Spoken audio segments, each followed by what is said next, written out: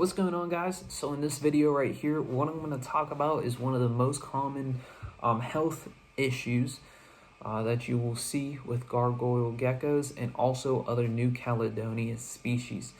So what I'm actually talking about is the lip curl, cold sore, whatever you want to call it. It's probably most common as a lip curl, basically due to the lack of humidity. So this guy right here, this is Magma.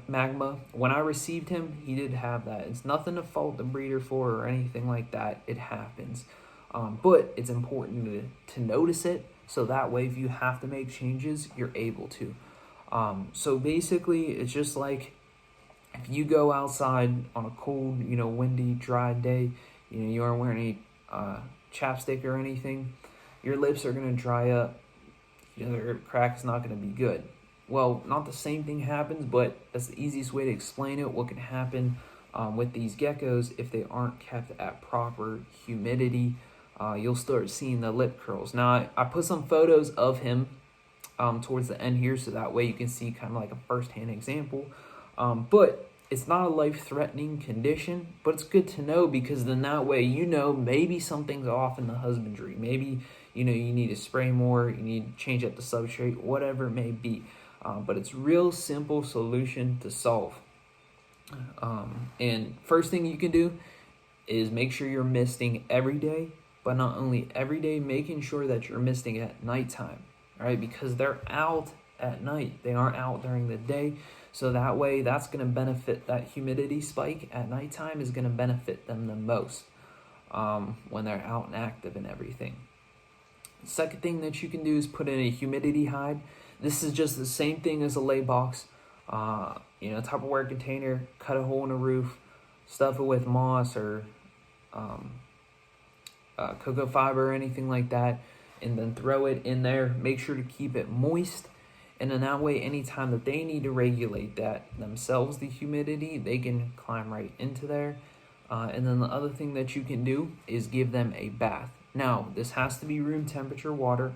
Remember, even though they're cold-blooded animals, if you were to keep the gargoyle gecko at 90 degrees every day, it'd probably kill it.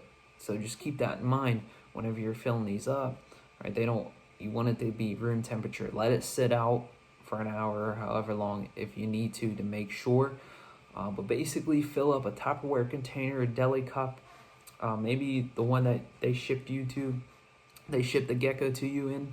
And then just put the water right above, you don't want them to be swimming, just put it right above their toes. So that way it's just enough where, they're soaking, the humidity is going to be a lot higher in there. And then that way, if you do that about, 2 times a week, you'll start noticing the lip curls go away as well. And that's the biggest thing, is if you do get them, they are reversible.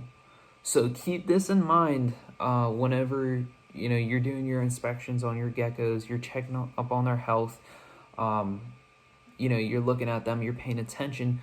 Look at what the different signs are there for health conditions, because the worst thing to have to do is to handle something while it's already gotten too far gone. So the best thing to do is do this beforehand. And it's just like the saying goes, what you reap is what you sow.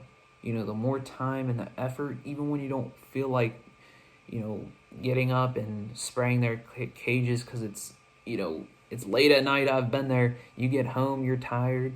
You don't want to deal with that. What you reap is what you sow. So the more time that you put into them, the more that you're going to get in return from them in terms of their health, their growth rate, the babies, everything. So that's just something to keep in mind. But I'm going to switch over here to the pictures that I took of him. So this first picture right here, as you can see on that side of his lip, is that curling up. I will say for him, it's not as severe as some of them get. And then also in his second picture, you can see the other side of his mouth. Pretty much the same looking thing. This was closer towards when I first got him, so now it's a lot better.